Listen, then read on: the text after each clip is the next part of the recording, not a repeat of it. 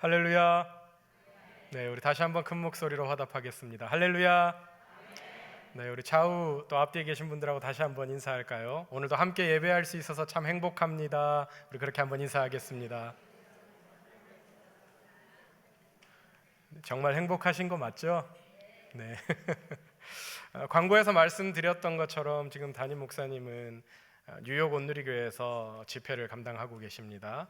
오고 가는 모든 발걸음과 또 사역 위에 성령의 기름 부으심이 있을 수 있도록 또 영육간의 강건함으로 지켜달라고 함께 기도해 주시기를 부탁드립니다. 요나에 관한 이야기는 아마 우리에게 아주 익숙한 이야기입니다. 하나님을 알지 못하는 사람들도 요나라고 하면 대부분 다 한 번쯤은 들어봤던, 우리가 어릴 적 교회 학교에서도 요나와 큰 물고기, 우리에게 아주 익숙한 이야기이지요. 이렇게 요나의 이야기는 선지자라는 사람이 하나님의 명령을 어기고 하나님의 사명을 감당하기 싫어서 불순종하는 아주 대표적인 아이콘으로 우리에게 익숙한 이야기입니다. 하나님께서 니느웨 백성에게 복음을 전하라고 아미떼 아들 요나에게 말씀을 하십니다. 그런데 이 요나는 그게 싫어서 다시스로 도망을 가죠. 우리가 성경을 그냥 지문으로 볼 때 니느웨로 가라고 했는데 다시스로 갔다라고 하면 그냥 다른 데로 도망갔구나 이렇게 생각을 할 수 있지만, 사실 이 지도상으로 보면 이것이 하나님의 명령을 피하려고 정반대의 곳으로 갔다라는 것을 알 수가 있습니다. 니느웨는 오늘의 이라크입니다. 그리고 다시스는 오늘의 스페인이에요. 그래서 이 지도를 보면 사실 그 당시의 세계관으로는 스페인은 세상의 끝이었습니다. 그러니까 니느웨로 가라고 했는데 다시스로 도망을 갔다라는 것은 완전히 끝에서 끝으로 하나님을 철저하게 외면하고 피하려고 했다라는 것을 보여주는 것입니다. 이렇게 하나님의 얼굴을 철저하게 피하려고, 하나님을 철저하게 외면하려고 했던 성경의 기록이 좀 재미있습니다. 흥미로운 부분인데요. 자, 요나가 니느웨로 안 가려고 다시스로 도망가기 위해서 욥바 항구로 내려갑니다. 자, 첫 번째 내려가요. 자, 그리고 욥바 항구로 내려가서 배로 내려갑니다. 두 번째 내려가는 거죠. 사실 우리가 한국어 성경을 보면 배에 올라탔더라라고 기록을 하고 있지만 이 야라드라는 이 단어, 언어의 의미를 보면 배로 내려갔다라는 단어가 정확한 뜻입니다. 자, 그러니까 이 욥바 항구로 내려가서 배로 내려갑니다. 자, 그리고 배에 타서도 그냥 있는 것이 아니라 배의 가장 아래측으로 내려갑니다. 세 번째 내려가는 거죠. 욥바 항구로 내려가서 배로 내려가고, 그것도 모자라서 배의 가장 아래 칸으로 내려갑니다. 자, 그런데 그 아래 칸으로 내려가서도 그것마저도 하나님의 얼굴을 어떻게 피해 보려고 했는지 배에 누워버립니다. 하나님의 얼굴을 피하려고 아마 비스듬히 이렇게 고개를 숙이고 잠을 잤던 것 같아요. 자, 이렇게 하나님의 명령을 피하려고, 하나님을 회피하려고 정반대의 지역인 다시스로, 욥바 항구로 내려가서 배로 내려가서, 그것도 배의 가장 밑으로 내려가서 거기서도 잠을 자면서 그렇게 하늘로부터 피하려고 했던 그런 요나의 모습을 성경이 아주 잘 묘사해 주고 있습니다. 이렇게까지 하나님의 얼굴을 피해 도망간 이유는 니느웨에 가서 복음을 전하라고 하는 그 명령이 너무 싫었기 때문입니다. 얼마나 이 명령이 싫었던지를 더 알 수 있는 부분이, 자, 이제 배가 가다가 큰 폭풍을 만나게 되죠. 사공들과 선장들이 어떻게든 배를 살려보려고, 배를 육지로 돌려보려고 자신들이 가지고 있는 물건이나 짐들도 버려봅니다. 그런데도 배가 제대로 컨트롤되지 않아요. 그러니까 자신들의 신들을 불러서 제발 살려달라고 그렇게 기도합니다. 자, 이렇게 이방인들도 기도하는데 요나는 잠만 자고 있어요. 대단한 사람입니다. 아무리 해도 방법이 없자 이제 이 선장이 배 맨 밑으로 내려가서 요나를 깨웁니다. 아무래도 지금 이 배가 이렇게 풍랑을 만난 것이 당신 때문인 것 같다라고 얘기를 해야 합니다. 그러니 요나가 그 잠에서 깨어서 자기 때문에 이 배가 이렇게 풍랑을 만난 것이라는 걸 알고 요나가 뭐라고 대답을 합니까? 나를 바다에 던져 나를 죽이라라고 그렇게 얘기를 합니다. 자, 이것은 요나가 나 한 사람 죽음으로써 지금 벳사람들과 배를 살리겠다라는 살신성인의 모습이 아니고요, 나 하나 죽어서라도 이 니느웨 전체가 멸망할 수 있다면 나는 죽음을 택하겠다, 지금 이런 뜻이죠. 대단한 사람입니다. 니느웨 사명을 죽어도 감당 못하겠다라는 대단한 고집을 지금 보여주고 있는 것입니다. 자, 그러면 우리는 이런 생각이 들어요. 아니, 하나님의 선지자라는 사람이 하나님이 명령해서 아무리 자신이 이게 싫다고 하더라도 하나님이 그 백성 구원하시겠다고 그쪽으로 가라고 하는데 이거 왜 순종하지 않고 차라리 나에게 죽음을 달라라고 그렇게 죽음을 택하면서까지 완강하게 고집을 피우는지 우리의 상식으로는 요나가 잘 이해되지 않습니다. 그냥 보통 사람이 아닌 선지자거든요. 선지자는 하나님의 말씀, 하나님의 명령을 전하는 사명이 있는 사람인데 난 죽어도 거기 못 가겠다라고 하는 요나가 이해되지 않는 거예요. 그렇다면 요나는 왜 이렇게까지 니느웨로 가서 복음을 전하는 것이 이렇게 죽도록 싫었던 것일까요? 거기에는 역사적인 배경이 존재합니다. 자, 니느웨는 어떤 곳이냐면 아수르의 수도였습니다. 우리가 잘 알듯이 북이스라엘이 어디에 멸망을 당했죠? 북이스라엘이 아수르의 멸망을 당합니다. 한마디로 이 아수르와 북이스라엘은 아주 원수지간 적국이었습니다. 고대 사료에 의하면 이 아수르라는 나라는요, 적국을 완벽하게 초토화하거나 폐허시키는 것에 대단한 자긍심을 가지고 그렇게 다른 나라를 짓밟아서 그 다른 나라의 피 위에 세워진 나라가 바로 아수르라는 나라입니다. 얼마나 잔인했던지 이 원수의 나라에 대해서는 사람을 산채로 가죽을 벗겨버리고 각을 뜨고 산채로 묻어버리고 그냥 그 뜨거운 햇볕에 창에 꽂아가지고 걸어놓는 등 피가 다 빠질 때까지 그렇게 죽이는 등 아주 잔인한 나라가 바로 아수르였습니다. 이 아수르의 이 왕의 비문에 이렇게 쓰여 있는데요, 제가 이 왕의 이름을 굉장히 연습을 많이 했어요. 잘못하면 욕처럼 들릴 수가 있어서 이 아수르의 아슈르나시르팔, 네, 여기 아닙니다. 아슈르나시르팔 2세의 비문에 이렇게 쓰여 있습니다. 나는 많은 병력을 산채로 사로잡아 그들의 코와 귀와 사지를 잘랐다. 나는 많은 병력의 눈을 파냈다. 나는 살아있는 자들의 머리를 잘라 그들의 머리 한 더미를 만들었다. 나는 도시 주변 나무에 머리를 매달았다. 자, 그리고 그 다음에 디글랏 빌레셀이라는 3세, 이 왕은 정복한 나라의 왕을 어떻게 했는지를 기록을 합니다. 나는 그의 성읍 입구 앞에 그를 찔러 매달았고 그 나라 백성들이 다 보게 했다. 그의 아내, 그의 자녀들, 그의 소유물들, 그의 왕궁의 모든 보물을 약탈하였다. 자, 이렇게 다른 민족의 피 위에 건설된 이러한 잔인한 나라가 아수르였습니다. 그러니 요나에게 있어서 이 아수르는, 이 자신의 북이스라엘 그 나라를 멸망시킨 이 아수르는 멸망받아 마땅한 아수르, 당연히 죽임을 받아야 되는, 당연히 심판이 와야 되는 그런 나라였습니다. 그렇게 자신의 나라의 원수였던 그 아수르의 수도 니느웨에 가서 요나가 어떻게 복음을 전할 수 있었겠습니까? 아수르는 심판받아 마땅하거든요. 쟤네들을 살려둘 가치가 없는 그런 나라였습니다. 자, 그런데 하나님이 요나에게 그 아수르의 수도 니느웨로 가서 복음을 전하라는 거예요. 요나는 선지자였기 때문에 하나님께서 지금 요청하시는 내용의 의미가 무엇인지 잘 알고 있거든요. 그건 바로 심판받아 마땅한 아수르라도 회개하면 용서하시겠다라는 것이었습니다. 그러니 요나의 심정이 어떻겠습니까? 이런 하나님의 명령을 따를 바에는 차라리 내가 죽어 없어지면, 나의 죽음을 통해서 저 원수 국가 니느웨가 다 멸망당할 수 있다면 나는 차라리 죽음을 택하겠다라고 그렇게 했던 거죠.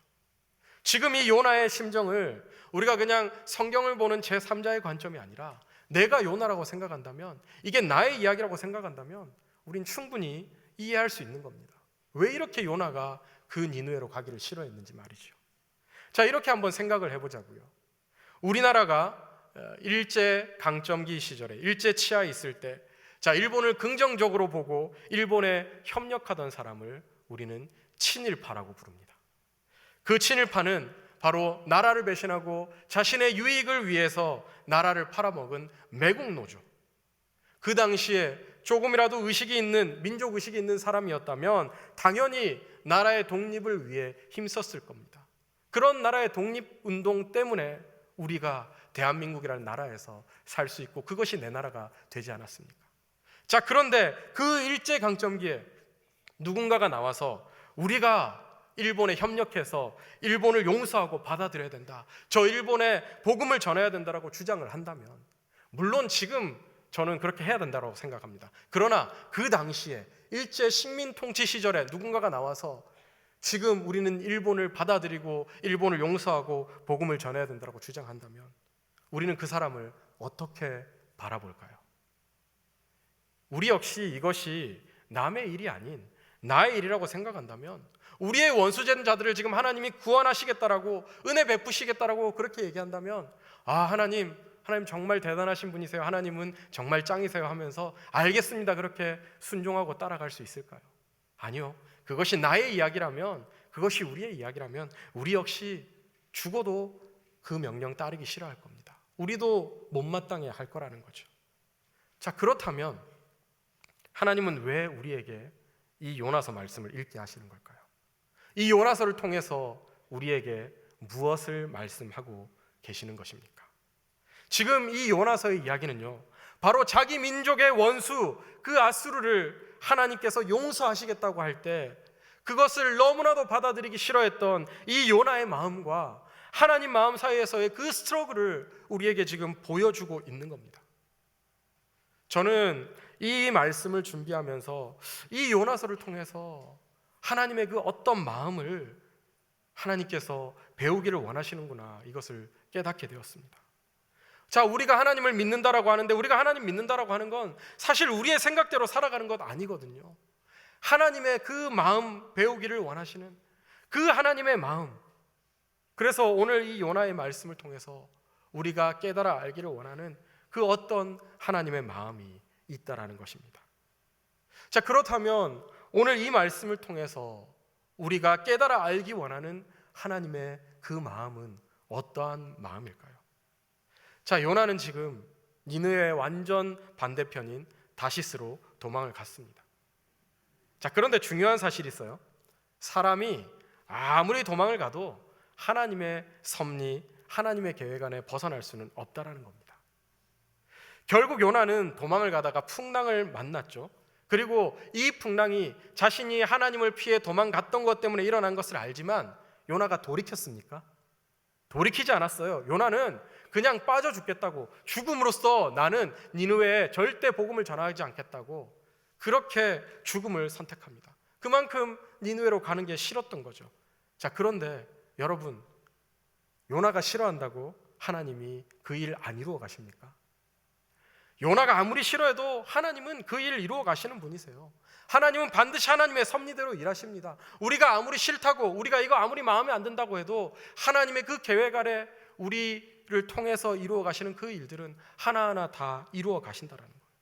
그래서 하나님 요나를 그냥 죽게 내버려 두지 않으시고, 요나는 죽음을 택했어요. 나는 차라리 죽어서 지어진 니느웨 원수의 땅에 복음 전하지 않겠다라고 했지만 하나님은 요나를 죽게 내버려 두지 않으시고 큰 물고기를 미리 준비하고 계셨다라는 겁니다. 결국 물고기 뱃속에서 3일을 지내다가 물고기 뱃속에서 요나를 토해내게 하시죠. 마침내 요나는 그토록 가기 싫어했던 니느웨로 가게 됩니다. 자, 그럼 이제 요나가 어떤 생각을 하게 될까요? 요나서가 길지 않은 1장에서 4장까지 있는데 이 내용을, 전체적인 내용을 보지 않고 요나서 2장만 보고 말씀을 하시는 분들은 요나가 그 뱃속, 물고기 뱃속에서 돌이켜 회개해서 니느웨로 가서 복음을 전했다라고 얘기하지만 그건 성경을 너무 모르는 사람들이 하는 얘기예요.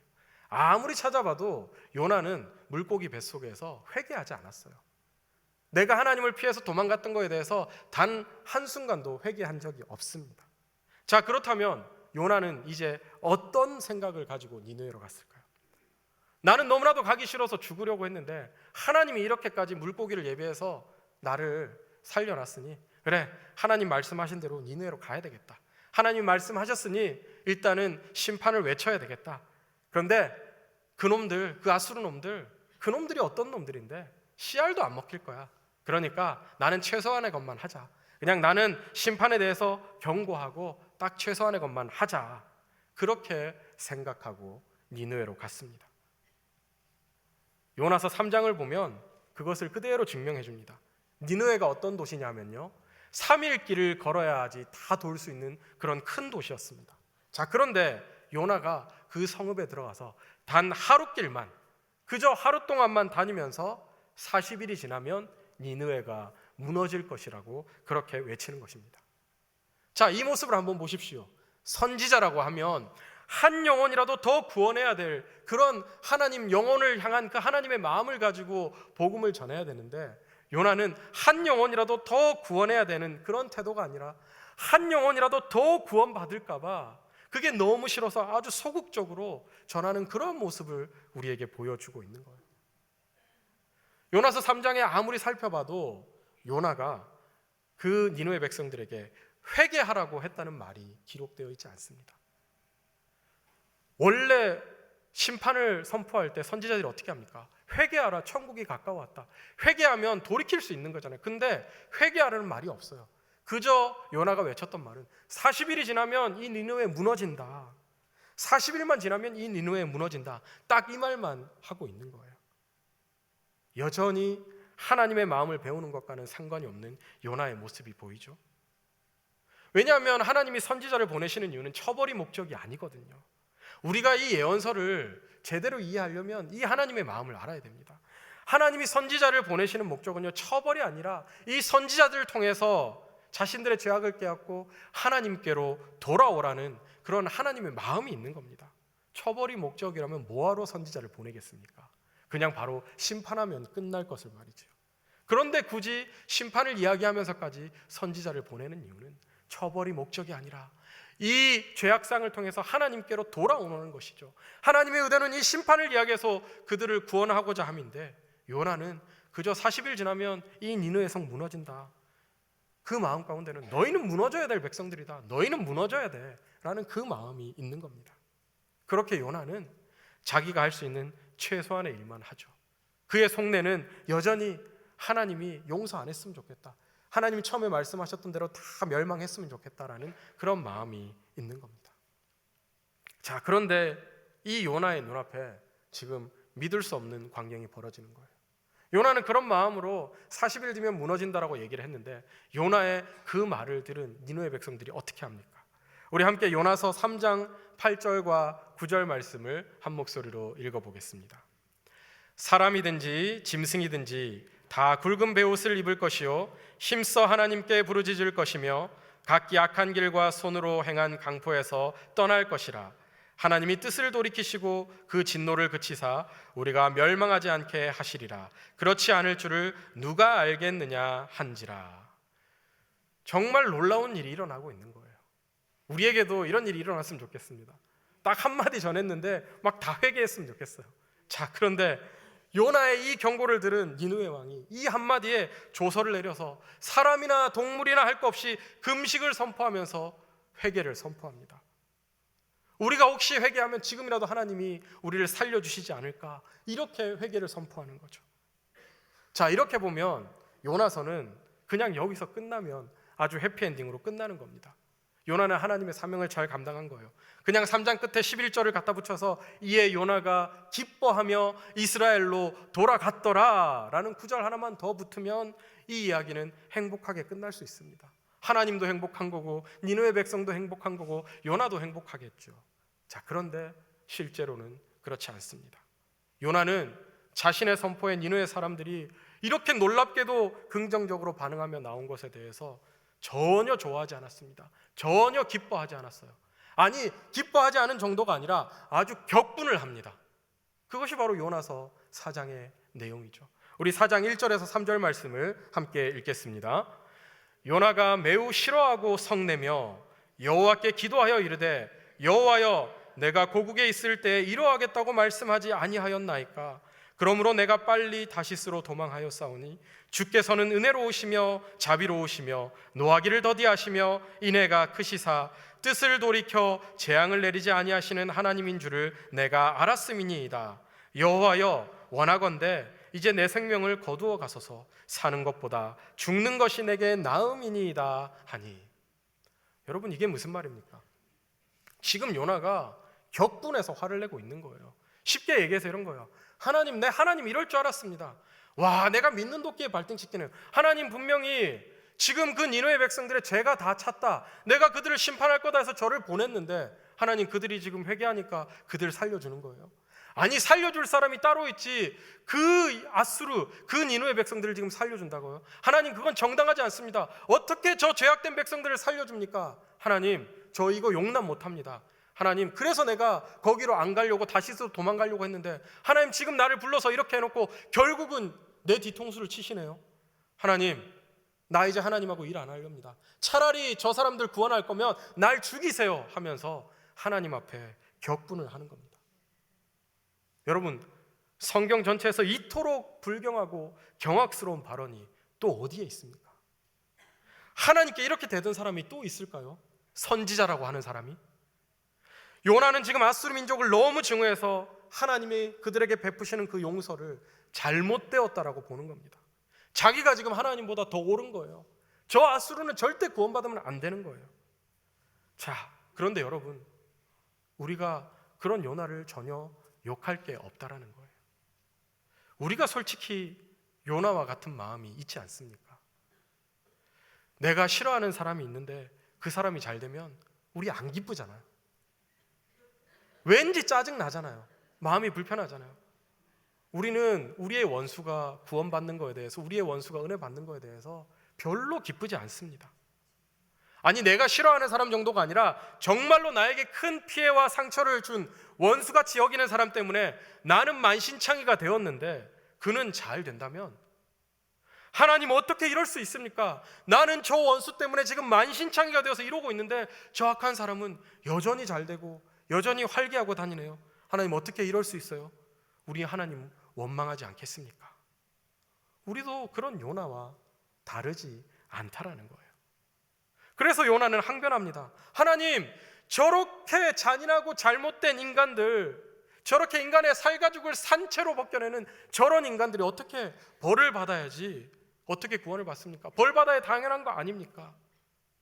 그러면서 요나는 너무 마음이 상해서 자신이 증오하고 멸시하던 그 니느웨 성을 떠나서 초막을 짓고, 자, 저 니느웨가 지금 망하는지 안 망하는지 그 니느웨를 바라보면서 무슨 일이 있는지를 구경합니다. 그 마음 가운데는 자신이 이렇게까지 화를 냈는데, 이렇게까지 화를 내면서 대들면서 항변을 했는데 혹시나 하나님이 뜻을 돌이켜서 니느웨를 멸망시키지 않을까, 그런 기대를 하고 있었던 것 같습니다. 여기에 이제 날씨가 너무 뜨거우니까 박넝쿨을 그늘로 삼아서 기다리며 지켜보죠. 이것이 우리가 잘 아는 그 유명한 하나님이 이 박넝쿨 교제를 시각 교제로 사용하셔서 요나에게 말씀하시는 장면이죠. 박넝쿨 때문에 너무 기뻐했는데, 너무 시원해서 너무 기뻐했는데 벌레가 그 박넝쿨을 긁어 먹으니까 다음날 너무 뜨거워서 막 정신이 혼미해지니까 막 격분해가지고 차라리 이럴 거면 죽는 게 낫겠다라고 하는 그런 화를 내는 그런 장면이죠. 자, 대단한 사람입니다. 그런데 이것이 딱 우리의 모습이더라고요. 여러분, 교회에 새 가족이 왔다, 기쁘십니까? 안 기쁘십니까? 지금 이게 우리의 반응입니다. 새 가족이 왔어요. 와, 기쁩니다. 이래야 되는데 새 가족이 왔다라고 얘기하면 야, 기쁘죠. 새 가족이 왔다고 기뻐하는 데는 새 가족 부서밖에 없는 거예요. 온 성도들이 새 가족이 옴을 기뻐해야 되는데 새 가족이 왔다 그러면 우리는 경계부터 합니다. 저 사람 제대로 된 사람 맞나?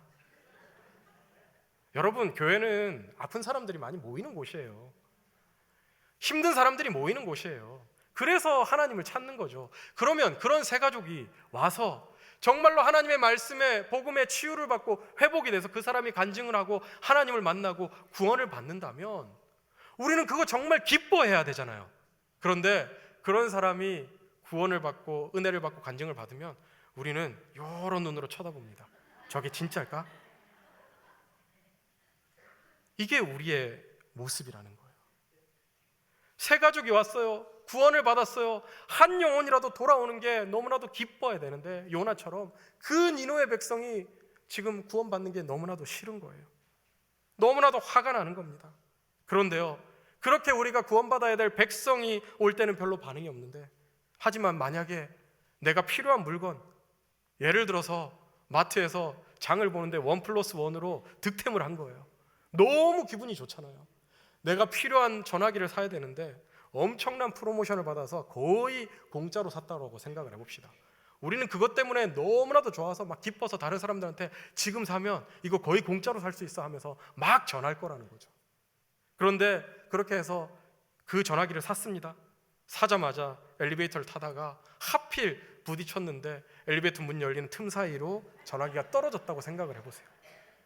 와, 정신이 혼미해지면서 아니 하나님 왜 나에게 이런 일이 하지 않겠습니까? 제가 아는 한 목사님이 이 본문을 묵상하면서 이런 고백을 했던 적이 있습니다. 이 목사님이 라면을 정말 좋아하거든요. 라면을 좋아해서 여러분 그거 아시죠? 라면에 라면 뜯으면은 스프에 다시마 들어있는 라면. 네, 이름을 얘기하면 광고가 되니까. 네, 그 라면을 자기가 이제 먹으려고 포장을 뜯었는데 다시마가 3개나 들어있더라. 너무 기분이 좋은 거예요. 그런 일 잘 없잖아요. 저도 한번 2번 나온 적은 있었는데 2개도 아니고 3개나 나오니까 너무나도 기뻐서 이걸 사진을 찍어가지고 이거 보라고 3개나 들어있다고 완전 대박이라고 하면서 사모님한테 자랑을 했다고 합니다. 그러면서 말씀을 전하는 책임이 주어져도 별로 기뻐하지 않던 자신이 요 손가락만한 다시마 3개 들어있다고 너무 기뻐했다라는 거예요. 우리가 바로 이런 사람들입니다. 물고기 뱃속에서는 하나님 노래하면서 감사하다가 니느웨가 회개하니까 화를 내며 하나님한테 덤볐다가 박넝쿨 때문에 너무 시원해서 좋다고 기뻐했다가 이제 그게 없어졌다고 하니까 또 화를 내는 사람들. 이게 바로 우리들이잖아요. 그렇게 화를 내니까 하나님이 요나에게 야, 아무것도 아닌 이 박넝쿨, 네가 재배한 것도 아니고 네가 수고한 것도 아닌데 이 박넝쿨 때문에 네가 이렇게 나한테 화를 내는 게 옳으냐라고 물으시죠. 자, 그런데 요나가 뭐라고 대답합니까? 대답이 아주 가관이죠. 예, 하나님, 내가 성내어 죽기까지 할지라도 옳습니다. 아니 무슨 죽는다는 게 비장의 무기도 아니고 하나님 앞에서 걸핏하면 죽겠다라고 지금 얘기하는 거예요. 그런데 이것이 바로 우리의 모습, 저와 여러분의 모습이 아닐까요? 이제 하나님께서 요나에게 제대로 말씀하십니다. 그런 요나에게 4장 10절과 11절의 말씀으로 말씀하십니다. 함께 읽어보겠습니다. 여호와께서 이르시되 내가 수고도 아니하였고 재배도 아니하였고 하룻밤에 났다가 하룻밤에 말라버린 이 박넝쿨을 아꼈거든. 하물며 이 큰 성읍 니느웨에는 좌우를 분별하지 못하는 자가 12만여 명이요 가축도 많이 있나니 내가 어찌 아끼지 아니하겠느냐 하시니라. 아멘. 요나서는 끊임없이 지금 이러한 하나님의 마음을 배우라고 우리에게 말씀하고 있습니다. 너가 하나님 앞에서 귀하다면 니느웨 사람들도 하나님 앞에서 귀한 것이다. 너가 용서받을 자격이 있다면 니느웨 사람들도 용서받을 자격이 있다. 하나님이 너를 창조하셨다면, 그래서 하나님의 형상이 너에게 있다면 니느웨 백성을 창조하신 하나님, 그 하나님의 형상이 그 니느웨 백성들에게도 있다. 그러한 하나님의 말씀을 보게 하시는 거죠. 그러한 하나님의 마음을 보게 하시는 겁니다. 그래서 우리는 이렇게 행하시는 하나님의 정의가 우리의 마음속에는 용납이 되지 않아요. 그래서 이건 불의하다라고 생각하지만 하나님이 저런 악한 백성들을 구원하시고 살려주시는 건 정의가 아니라고, 하나님 정말 정의로우신 하나님이 맞습니까? 라고 그렇게 우리는 하나님 앞에 항변하지만 하나님의 정의는 우리의 생각보다 훨씬 더 크다라는 것을 이 요나서를 통해서 우리에게 알려주고 계시는 것입니다. 한국의 두 신학자가 이런 논쟁을 했다고 합니다. 천국에 가면 하나님께서 어떤 언어로 말씀하실지에 대한 논쟁을 했다고 해요. 여러분 이런 거 한번 생각해 보셨어요? 이런 것까지 생각을 해봤다라는 게 참, 그런데 진짜 하나님이 천국에 가면 어떤 언어로 말씀하실까? 왜냐하면 지금 온 세계가 다 흩어져 있는 언어인데 다 다른 나라인데 천국 가면 하나님이 어떤 언어로 우리와 의사소통을 하실까? 그래서 한 신학자는 성경이 히브리어로 쓰여졌으니까 하나님은 히브리어로 말할 거다라고 주장을 했어요. 그런데 한 신학자는 아니다, 히브리어 성경이 헬라어로 이미 다 번역이 되지 않았냐? 그리고 우리는 신약을 살아가는 사람들이니까 하나님은 헬라어로 말씀을 하실 거다 하고 논쟁을 벌인 겁니다. 자, 그런데 두 사람이 죽어서 천국을 갔대요. 하나님께서 두 사람을 보자마자 안녕하세요 하면서 한국말로 인사를 하더랍니다. 우스갯소리지만 제가 이 말씀을 드리는 이유는 우리들이 논쟁하고 우리들이 생각하는 것이 하나님 앞에서 얼마나 편협한 일인가를 말씀드리는 거예요. 그래서 이사야 55장 8절과 9절에 이렇게 말씀하고 있죠. 이는 내 생각이 너희의 생각과 다르며 내 길은 너희의 길과 다름이니라. 여호와의 말씀이니라. 이는 하늘이 땅보다 높음 같이 내 길은 너희의 길보다 높으며 내 생각은 너희의 생각보다 높음이니라. 아멘. 그렇습니다. 하나님은 우리의 생각보다 훨씬 더 큰 분이세요. 우리의 언어와 우리들의 사고, 우리의 편협함을 훨씬 뛰어넘는 분이 우리 하나님이십니다. 우리는 많은 계획과 우리 생각으로 살아가려고 하죠. 그러나 우리들이 생각하는 그 길과 하나님의 생각과 길이 다를 수 있음을 오늘 저와 여러분들이 인정하셨으면 좋겠습니다. 우리의 생각이 다 맞지 않아요. 하나님 그것보다 훨씬 더 높은 생각으로 우리의 삶을 이끌어 가십니다. 그리고 우리들의 그 생각과 다른 하나님의 생각과 다른 길을 계획하고 계신 그 하나님 앞에 우리의 마음을 좀 드릴 수 있었으면 좋겠습니다. 우리가 그런 하나님의 마음을 배울 수 있기를 바랍니다. 그러면서 오늘 요나서는 아쉽게도 이 하나님의 이러한 질문에 대해서 아무런 답이 없이 열린 결말로 끝납니다. 자, 여러분 어떻게 생각하세요? 요나가 계속 반항했을까요? 아니면 마음을 돌이켰을까요?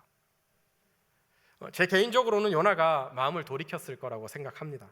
그렇지 않았다면 우리는 요나서를 읽을 수 없을 거예요. 요나서가 존재하지 않았을 겁니다.